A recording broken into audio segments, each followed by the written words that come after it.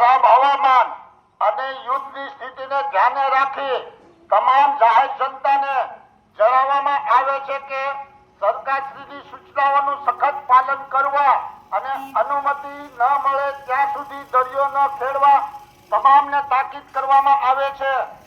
જ્યારે સરકારશ્રી તરફથી અંધારપટ કરવાની સૂચના થઈ આવે ત્યારે નાના બાળકો, વૃદ્ધો અને તમામ લોકોએ ઘરની બહાર ન જવા અને ઘરની તમામ લાઈટો, પેટ્રોલ, ગેસથી ચાલતા યંત્રોને તાત્કાલિક બંધ કરવાના રહેશે।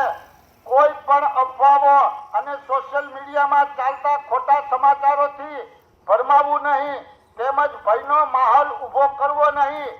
15 તારીખ સુધી ફટાકડા ફોડવા કે ડ્રોન ઉડાડવા ઉપર સંપૂર્ણ પ્રતિબંધ છે। ભારે વરસાદ, વાવાઝોડાની અસર જણાય કે યુદ્ધની આપાતકાલીન પરિસ્થિતિમાં સલામત સ્થળે આશરો લેવો